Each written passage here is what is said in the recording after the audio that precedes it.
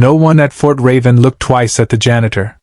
He pushed his rattling yellow cart down the corridors before sunrise, scrubbing away footprints of warriors, mopping up the sweat of heroes, erasing the blood of training sessions he could never afford to attend.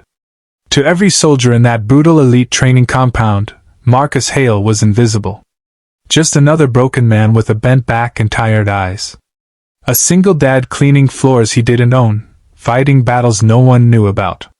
But one careless joke from 10 of the base's deadliest female commandos would change everything.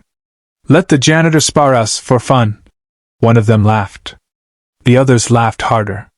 Not knowing that beneath Marcus's faded uniform shirt wasn't just an aging body, but a past even the generals had buried. And when the bell rang and Marcus stepped onto the mat, every camera on base, every trainer, every mocking commando would witness something so shocking. The base would never be the same again, and neither would the life of his little daughter waiting at home.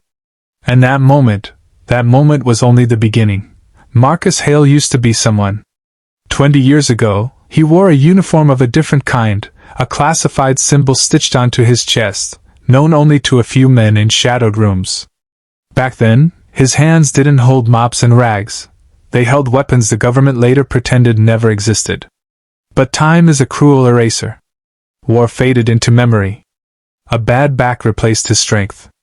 A pink hospital bracelet replaced his medals when his wife died giving birth to their daughter, Lily. From that day forward, Marcus wasn't a soldier anymore. He was just a father. And when the bills came and the world didn't care about his past heroics, he did what any father does. He swallowed his pride and applied for the one job still open on the base he once protected, janitor. He cleaned in silence. Listened as the new generation of commandos trained. He overheard their laughter, their stories, their boasts, their fears. He admired them, truly. 10 women, chosen out of thousands, shaped into living weapons. Captain Rios, the strongest of them, could snap a man's arm without blinking. Lieutenant Vega ran 8 miles every morning like it was nothing. The others followed with discipline and pride. Marcus respected them all, and in some strange way, they reminded him of who he used to be, and who he had lost. But the commandos didn't see him as a quiet man with a broken past. To them, he was background noise. It started as a challenge born out of boredom. "I swear these drills are getting too easy," one of them complained after finishing a brutal sparring round. "We need a real challenge. Or at least some comedy. Let the janitor fight." Another one smirked, nodding toward Marcus as he wiped sweat from the mat. "I bet he's got a secret kung fu move hiding in that mop." Laughter erupted across the gym. Marcus kept wiping. He didn't lift his eyes. He had learned long ago that dignity didn't come from proving anything to people who didn't know your story. But then the base commander walked in. He had a twisted sense of humor and an eye for spectacle. "Janitor," he called out. "How about it? 1 round. For fun. No one gets hurt. Just a bit of entertainment." The room went quiet. Marcus should have said no. He thought of Lily at home, her math homework on the kitchen table, her soft voice asking if he used to be a hero like in the movies. He thought of the way people looked through him like fog. He thought of his lost youth, his buried name. Then he thought of something else. "How many?" Marcus asked quietly. "All 10, the commander replied with a grin. A ripple of excitement ran through the room. Marcus slowly set the mop down. He straightened up. And for a split second, the way he moved, controlled, balanced, precise, made one of the trainers narrow his eyes in confusion.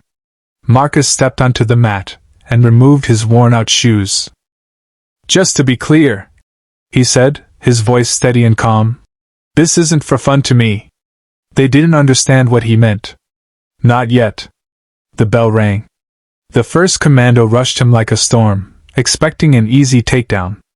She was fast. Brutally trained. A national champion in combat sports. The crowd held their breath, some already smiling, waiting for the spectacle of the janitor being flattened. Marcus didn't attack. He simply shifted. A gentle step to the side, a turn of the wrist, the smallest pressure applied at exactly the right angle. And suddenly the commando found herself on the mat, staring at the ceiling, confused, breath knocked from her lungs. Silence. Another attacked. Faster. Angrier. Another went down. Each movement Marcus made was economical, controlled, almost graceful. It wasn't strength. It was experience. Years of battle compressed into instinct. He knew momentum. He knew balance. He knew anticipation. He had lived where hesitation meant death. The laughter vanished from the room. Phones came out. Someone whispered, "Who is he?" The women stopped seeing him as a joke. They circled him now as soldiers, not as bullies. Respect slowly replaced mockery. One by one, they came at him, and every single one was disarmed, redirected, or neutralized without him throwing a single punch.